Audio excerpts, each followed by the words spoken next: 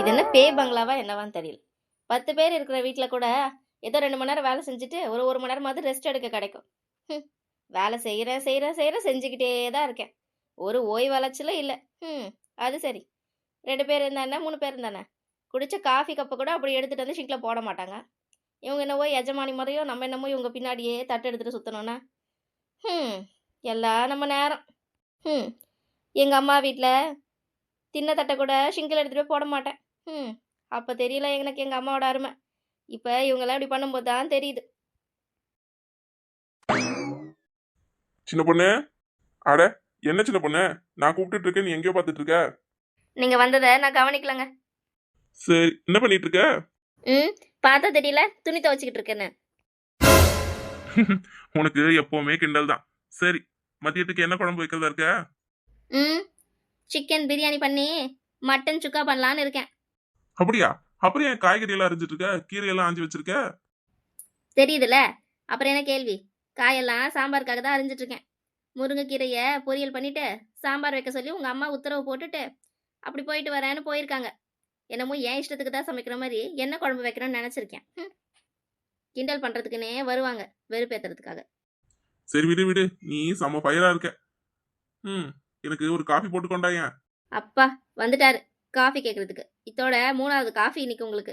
உங்களை வீட்டில் இருந்தாலே இப்படிதான், என்னால் வச்சு சமாளிக்கவே முடியாது. பேசாம போயிருங்க. காஃபி வேணும்னா நீங்களே போய் போட்டுக்கோங்க. முடிஞ்சா எனக்கு ஒரு கப் போட்டு கொண்டாந்து கொடுங்க, உங்களுக்கு புண்ணியமா போகும். அதை விட்டுட்டு என்கிட்ட வேலை வாங்க நினைக்காதீங்க. ம். நானே வீட்டில் இருக்கிற வேலையை செய்ய முடியாம இருக்கேன். வெள்ளிக்கிழமை அதுவுமா வீட்டில் ஒரு வேலையா 2 வேலையா? பெருக்க துடைக்க அதுக்கு இதுக்குன்னு எவ்வளோ வேலை. இதுல 2 பாண்டா துணி இருந்தது, மிஷின்ல போட்டா அழுக்கே போவாதான். கையில போட்டு துவைச்சிட்டு வந்து இப்பதான் உட்கார்ந்தேன் சமைக்கலான்னு. என்னால எந்திரிக்க முடியாது. போங்க, நீங்க போய் காஃபி போட்டுக்கோங்க, எனக்கு ஒரு கப் கொண்டாங்க. ம். நான் காஃபி போட்டு கொண்டு வந்து கொடுக்கறதுல ஒரு பிரச்சனையும் இல்ல. என் பொண்டாட்டிக்கு பண்ணாம நான் வேற யாருக்கு பண்ண போறேன்? ஆனா எங்க அம்மா பார்த்தா உன்னதான் ஆடி தீத்துருவா. பரவாயில்லையா? ம். கேட்டா சொல்லுங்க, என் பொண்டாட்டிக்கு நான் காஃபி போட்டு கொடுக்குறேன், நீ ஏன் கேட்குறேன்னு. கேட்க வாய் வலிக்குமா உங்களுக்கு? மரியாதையா எழுந்து போங்க. எல்லாத்துக்கும் அம்மா சாக்கிலேயே ஜெயிச்சிடலான்னு பார்க்காதீங்க. உங்க அம்மா பார்த்தா எனக்கு ஒன்றும் பயம் இல்லை. அம்மா, வாமா. பயம் இல்லைன்னு சொன்னேன். ம். அந்த பயம் இருக்கட்டும் எங்க அம்மாவை பார்த்தா உனக்கு. உங்களை சரி சரி, நீ இப்படி முறைச்சிக்கிட்டே இரு, நான் போய் உனக்கு எனக்கும் காஃபி போட்டு கொண்டு வரேன். சரி போங்க, காஃபி போட்டேன்னு சொன்னதால கோவம் போயிடுச்சு, போய் போட்டு கொண்டாங்க. தேவி, கேக்குறேன்னு ஒன்றும் நினைச்சுக்காத. ராத்திரி பூரா உன் வீட்டில் ஒரே சத்தமா இருந்ததே. ம். ஊரே கேக்குது, நீ கேட்டா என்னக்கா? என்னத்த சொல்றது? ஏண்டி, எதுவும் பிரச்சனையோ? ஹம், எல்லாம் என் நேரம், என் மருமக தலையெழுத்து. இதோ பெத்து வச்சிருக்கேன் ஒருத்தனை. குடிச்சிட்டு ஒரே சத்தம், ராத்திரி பூரா கத்திக்கிட்டு கிடந்தான். ஐயோ ஐயோ, அந்த பிள்ளைங்கள அப்படி தூங்க விடலக்கா. அவனை நினைச்சே எனக்கு நிம்மதி இல்லாம இருக்கேன். ம். அவனை நினைச்சு வருத்தப்பட்டு என்ன ஆக போகுது? அவனா தெரிஞ்சுக்கணும்.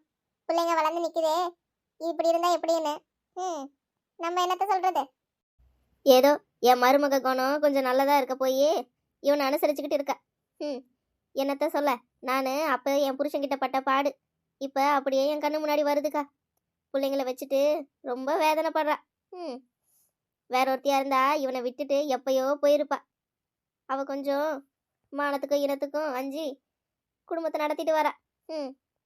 என்னத்த சொல்றது எனக்கே ஒன்றும் தெரியலக்கா. அவ மூஞ்ச பார்க்கவும் பாவமா இருக்கு, இவனையும் பெத்த புள்ளன்னு விட்டு கொடுக்கவும் முடியல. ம். மாமியார மருமகளும் ஆளுக்கு ஒரு விளக்க மாத்த எடுத்துட்டு சாத்துன்னு சாத்துனா அடுத்த வாட்டி அந்த கருமத்தை தொட அவனுக்கு தோணுமா? இனிமே தொடுவானா அவன்? விட்டு வச்சிருக்கீங்கடி 2 பேரும். உனக்கும் ஒன்றும் கோவம் இல்லாத குணம். உனக்கு ஏத்த மாதிரியே மருமக வந்து அமைஞ்சிட்டா. என்னத்த பண்றது? எல்லாம் சரி இருந்தோம், பெத்த புள்ள சரியில்லையே. விடு, அதை நினைச்சு கலங்காத. எல்லாம் கொஞ்ச நாள் போனா சரியா போயிடும். ம். நானும் அப்படிதாக்கா கடவுள் மேல பாரத்தை போட்டுட்டு இருக்கேன். என்ன அம்மன் இன்னைக்கு ஸ்டைலா தலைய விரிச்சு போட்டுட்டு உட்கார்ந்துருக்கீங்க?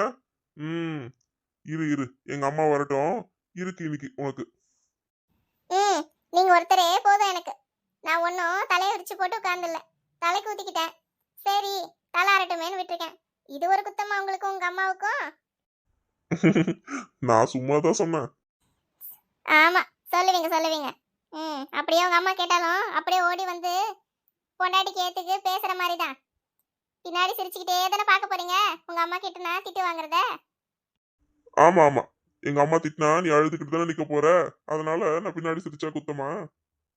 மாமியா மருமக வாயாடுறது பார்த்தா சிரிப்பு தான் வரும். ஒருத்தரும் இன்னொருத்தருக்கு குறைஞ்சவங்க இல்லாட்டம். அட போங்க, உங்ககிட்ட பேசிட்டு இருந்தா இங்க எனக்கு வேலை ஓடாது. எனக்கு முட்டையை தோல் உரிச்சு பிள்ளைங்க வரத்துக்குள்ள தொக்கு வச்சு வைக்கணும்.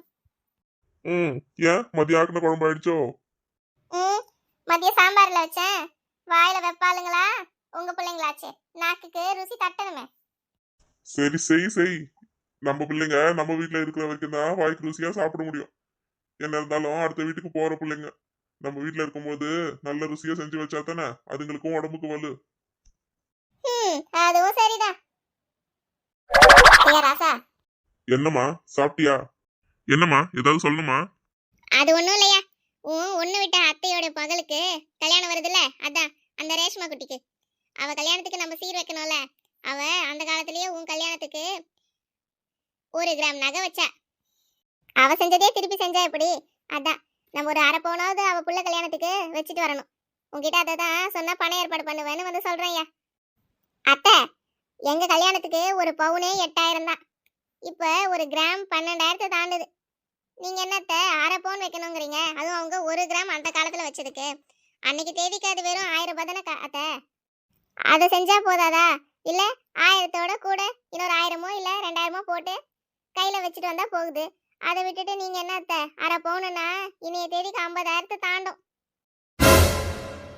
ஏன் சொல்ல மாட்டேன்?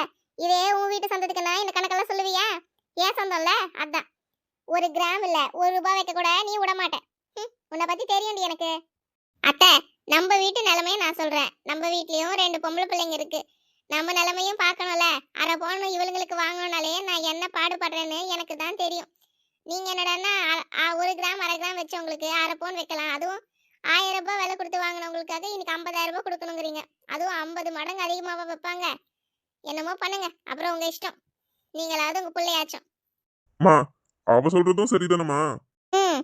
உன் பொண்டாட்டி வாய் திறக்காம இருந்திருந்தா அம்மா சொன்னதை சரின்னு சொல்லியிருப்ப. அதான் உன் பொண்டாட்டி வாயை திறந்துட்டாளே, அப்புறம் நீ வேற ஏதாவது பேசுவியா? அவ உத்தரவு போட்டா நீ செஞ்சு வைக்கணுமே. என்னமோ பண்ணுங்க, எனக்கு என்ன வந்தது? நீங்க செஞ்சா உங்க பிள்ளைங்க கல்யாணத்துக்கு 4 பேர் செய்ய போறாங்க. இல்லைன்னா இப்படிதான் 100 200மா வந்து குவிய மொய் வாங்க வந்து அள்ளிப்பீங்க அன்னைக்கு. எல்லாம் இவ ராஜ்யம். இவ சொல்றதுதான் இந்த வீட்டுல நடக்கணுங்கிறா. அதுக்கு என் மவனும் இல்ல ஒத்துவதறான். பின்ன அவ இப்படி இருப்பா? இருக்கட்டும் இருக்கட்டும். அம்மா பேசுறத நினைச்சு நீ ஒன்னும் வருத்தப்படாத. உனக்கு தான் உங்களை பத்தி தெரியும்ல. அட நீங்க வேற, எங்க உங்க அம்மாவுக்கு ஒத்துக்கிட்டு அரை பவுன் போடுறேன்னு சொல்லிடுவீங்களோன்னு நினைச்சேன். எங்கேயாவது பார்த்தா கூட அந்த அத்தை நம்மள மதிக்காது. அவங்களுக்கு போடணுமா? அப்படியே திருப்பி கொண்டு வந்து செஞ்சுட்டு தான் உங்க மாதிரி வேலை பார்க்க போறாங்க.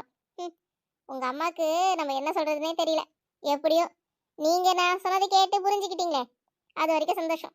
அப்புறம் அம்மாவோட சேர்ந்து நகையை நான் போடுறேன்னு சொல்லாம அதுவே எனக்கு நிம்மதி தான். உங்க அம்மா பேசினா பேசிட்டு போறாங்க. ஏதோ 1000மோ 2000மோ கூட சேர்த்து சொல்லியிருந்தா அம்மா சொன்னதுக்கு சரின்னு சொல்லியிருப்பேன். ஒரே முட்டை 50,000க்கு நான் என்ன பண்றது? பிள்ளைங்களுக்கு போன வாரம் தானே ஃபீஸ் கட்டணும். நமக்கே 1000 செலவு இருக்கு. சரி விடு, பாத்துப்போம். என்ன சரோஜக்கா? அடடே கமலா, வா வா இப்படி வந்து உட்காரு.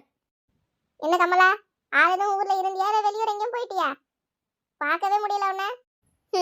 நான் என்ன பொம்பளை பிள்ளையா பெற்று வச்சிருக்கேன்? ஊர் விட்டு ஊர் போய் தங்கிட்டு வர்றதுக்கு. நான் பெற்றது 2 ஆம்பளை பிள்ளைங்கள தானே. ஒரு பொண்ணு இல்லையேன்னு இருக்குதுக்கா, நிம்மதியே இல்லை.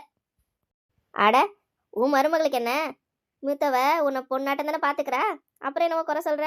இலைவதான் கொஞ்சம் சுட்டி அப்படி இப்படிமா சுற்றிட்டு விளையாட்டுத்தனமா இருக்கிறவ. ஆனால் மூத்த மருமக தங்க மாட்டேல இருக்கா உனக்கு. அதை நினச்சி சந்தோஷப்படு. பொண்ணு இல்லைன்னா என்ன, மருமகளுங்களையே பொண்ணுன்னு நினச்சிட்டு போ. உனக்கு மகளாட்ட மருமக, அதனாலும் மருமகளை மகன்னு நீ நினப்ப. ஏதோ என் மூத்த மருமகளையாவது ஒரு குறை சொல்ல வேண்டாம் தான்.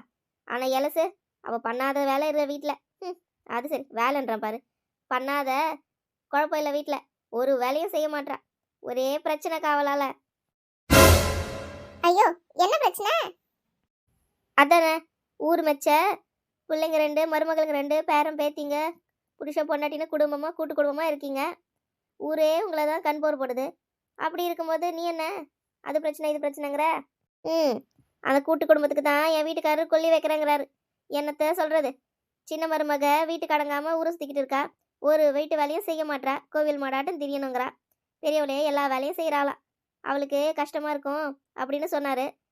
நானும் என்ன செய்யறதுக்கா, எனக்கும் வயசாகுதுல்ல. நான் என்ன வீட்டு வேலையை செய்கிற வயசா எனக்கு என்னமோ. அதுக்கு என்னமோ அவர் அவ்வளோ குத்தம் பாடுறாரு. இதில் தனித்தனியாக பிள்ளைங்கள வச்சுட்டாதான் சின்ன மருமகளுக்கும் பொறுப்பு வரும், பெரிய மருமகளுக்கும் சும குறையுங்கிறாரு. இன்னைக்கு அமைதியாக இருக்காங்கிறதுக்காக எல்லா நாளும் அமைதியாக இருப்பான்னு சொல்ல முடியுமா? இதை வச்சு ஒரு பிரச்சனை வந்தால் பிள்ளைங்க 2 பேரும் பிரிஞ்சிருவாங்களோன்னு அவர் கொஞ்சம் பயப்படுறாருக்கா. எனக்கு அவர் சொல்கிறதெல்லாம் புரியாமல் இல்லை. இருந்தாலும் என்னத்த சொல்கிறது, என் பிள்ளைங்கள தனித்தனியாக வைக்க எனக்கு மனசு இல்லைக்கா. சரி விடு, அண்ணன் ஏதோ கோவத்தில் சொல்லியிருக்கோம். ஆம்பளை பிள்ளைங்க 2ம் பொண்டாட்டிங்களுக்காக சண்டை போட்டு பிரிஞ்சிருமோ என்னமோன்னு. மற்றபடி ஒன்றும் இருக்காது. அப்படியெல்லாம் அவர் ஒன்றும் பண்ண மாட்டாரு, நீ கவலைப்படாத விடு. இந்த நிலைமை இப்படியே இருந்தா அவர் அப்படி பண்ண மாட்டாருன்றதுல எனக்கு நம்பிக்கை இல்லை. கண்டிப்பாக செய்வார். நீ ஏன் குடும்பத்தை பிரிய விடுற? பிரியாம நீ பாத்துக்க. மருமகளுங்க 2 பேருக்கும் வேலையை பிரிச்சு வை கொடு. இவ இந்த வேலையை தான் பார்க்கணும், அவ அந்த வேலையை தான் பார்க்கணும் அப்படின்னு பிரிச்சு கொடு. அப்போ அவ வேலையை அவ தானே பார்த்தாகணும். அப்ப என்ன நடக்கும்? ஒரு வேலையும் பண்ணாம ஓட முடியாதுல்ல உன் சின்ன மருமக. வேணும்னா இப்படி முயற்சி பண்ணி பாரு. எல்லாம் நம்ம கையில தான் இருக்கு. அவளுக்கு இஷ்டமா விட்டா இப்படிதான் நடக்கும். எந்த கவலை இருந்தாலும் உங்ககிட்ட வந்து கொட்டினேன்னா அதுக்கு ஒரு தீர்வு கிடைக்கும். நானே அதனால தாக்கா ஓடியாந்தேன். நல்ல வேலை நீங்கள் 2 பேர் தான் இருந்தீங்க. உங்ககிட்ட என் வீட்டு விஷயத்த சொன்னால் ஒரு பிரச்சனையும் இல்லைன்னு தான் ஓடியாந்து சொல்கிறேன். அக்கா, நீ சொன்ன மாதிரியே நான் செஞ்சு பார்க்குறேன்க்கா. பின்ன சரோஜக்கா யாரு? ஐடியா மணியாச்சே. போதண்டி எனக்கு கிண்டல் பண்ணது.